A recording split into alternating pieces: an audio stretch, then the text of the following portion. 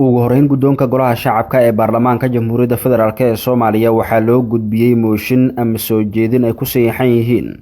33 xildhibaan oo ujeedkiisu yahay falkii arxandarada ah ee dhawaan magaalada Muqdisho loogu geystay Allah u naxariistay muwaadinad Soomaaliyeed marxuumad Xamdi Maxamed Faarax waxaana go'aanka golaha shacabka ee dhacdadaasi la xiriira xildhibaanadu u faahfaahiyay gudoomiye ku-xigeenka labaad ee golaha shacabka mudane Mahad Cabdalla Cawad ogeysiin gudoomiyaha golaha shacabka ujeedo dalab warbixin qoraal ah ee ku aadan dilka marxuumad Xamdi Maxamed Faarax mudane wasiir annagoo fulinayna amarka gudoomiyaha golaha shacabka waxaan si xushmad iyo qadarin leh kugu soo gudbinaynaa soo jeedintan isfasiraysa ee halkan ku lifaaqan oo naga soo gaartay 33 xildhibaan oo ku aadan dhacdada cinwaanka ku qoran sidaas awgeed waxaa wasaaradda laga doonayaa warbixin qoraal ah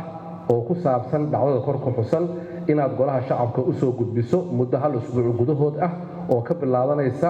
maalinta taariikhda warqadan wada shaqayn wacan wassalaamu calaykum warahmatullahi wabarakaatu intaasi kadib hindis sharciyeedyada kala ah maalgashiga iyo maalgashadaha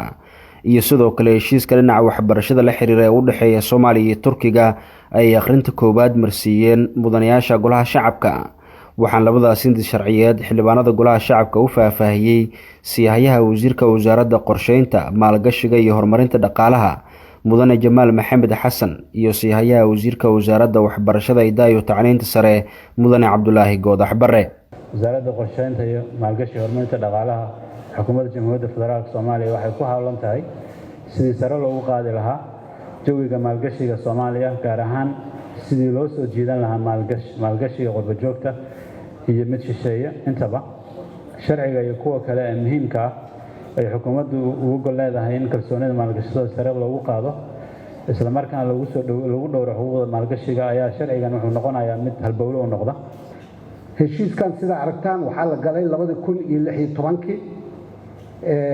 nuxurkiisuna wuxuu ahaa in labada dal ay iska kaashadaan horumarinta waxbarashada waxay iska kaashanayaan markii xogo aan dhowr arrin ka tilmaano qoraalka wada haysataan in dhinaca cilmi baarista la iska kaashado in muxuu ahaa dhinaca macallimiinta iyo khubaraada la isweydaarsado in muxuu ahaa tababarka macallimiinta iyo muxuu ahaa cilmi baarayaasha la iska kaashado in muxuu ahaa la isweydaarsado macallimiin xagga ka timaado iyo macallimiin inta ka tagto in labada luqadood kor loo qaado oo muxuu ahaa Soomaaligana laga barto dalka Turkiga intana laga barto muxuu ahaa luqada Turkiga su'aalo badankooda salka ku haya qodobada labadan hindis sharciyeed ku jira sida habka maalgashiga iyo ruqsadaha maalgashadaha u ogolaanaya inuu dalka maalgashi ku sameysto iyo sidoo kale heshiiska dhinaca waxbarashada ee u dhaxeeya Soomaaliya iyo Turkiga iyo faa'iidada uu dalkan u leeyahay ayay qaar ka mid ah xildhibaanada golaha shacabka weydiinayeen wasiirada hindis sharciyeedyadan golaha horkeenay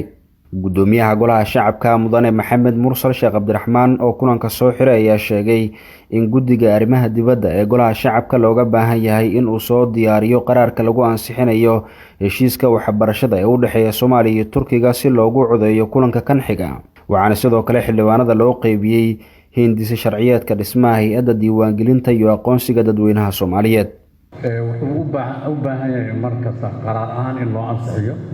guddiga arrimaha dibadda ayaa soo diyaarinaya talabixintii lagu ansixin lahaa marka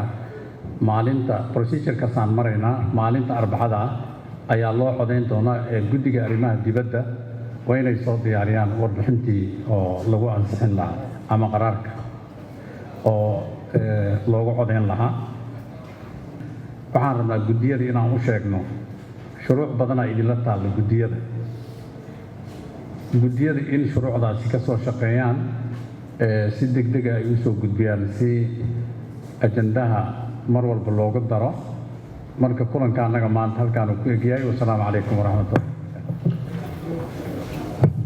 Ibraahim Gudle Isxaaq raadiyo telefishinka qaranka Soomaaliyeed xarunta golaha shacabka Muqdisho.